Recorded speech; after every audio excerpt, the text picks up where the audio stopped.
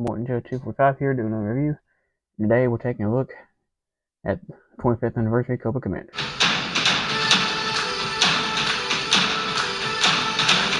I was going to do this last weekend, but unfortunately I got kind of busy with some stuff, so it took up a little bit of time for me to review, but now I'm getting back to, reviewing, so I'm going to take a look at my first 25th Anniversary figure, which is, would be Cobra Commander, which, I already reviewed the vintage figure, so I thought, why not review the 25th Anniversary one, because I did show this figure off in the 25th Anniversary, or I showed this figure off in the vintage one, I mean.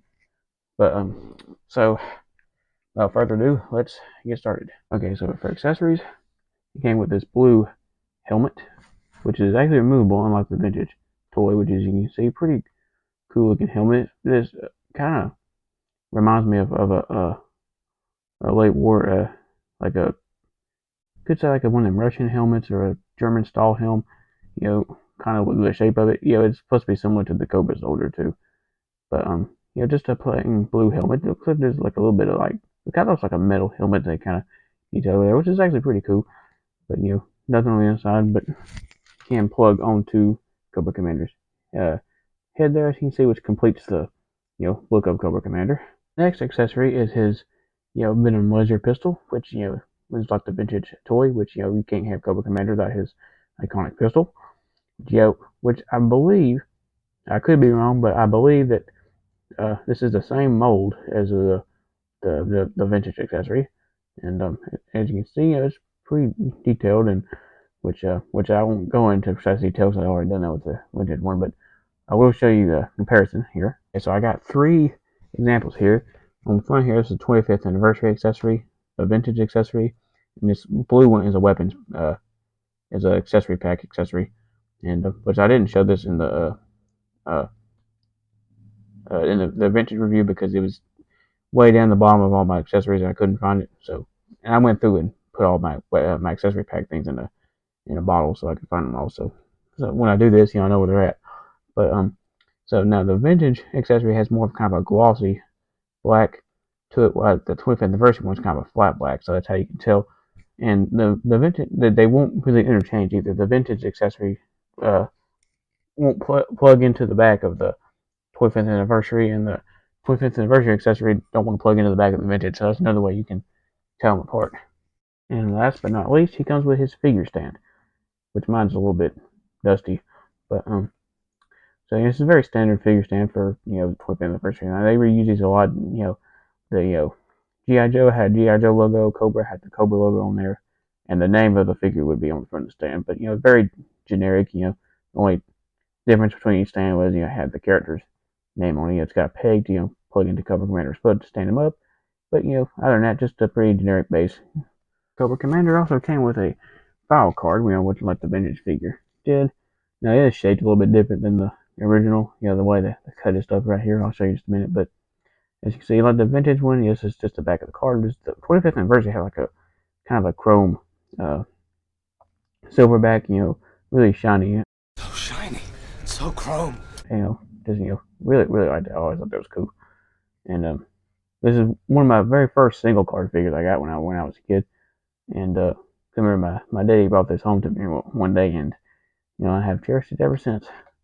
But as you can see, same picture and everything, which I believe this is the same text as the original one here. I could be maybe a little bit different. As you can see, there's the two together. Which I'm not going to read all this because I done read it all on the when I reviewed the vintage one. So if you want to read that, you can pause it now. But you see the cutout, as you can see, is different. As you can see the shape, but as you can see, pretty cool. It's the same kind of card and everything. Okay, so let's go over Cobra Commander's articulation. This is a modern figure with modern articulation. You got a ball joint at the head, a hinge at the shoulder, and a swivel. A hinge at the elbow, which is kind of stiff. It doesn't want to be in there, so I'm not going to force it. I don't want to snap his arm.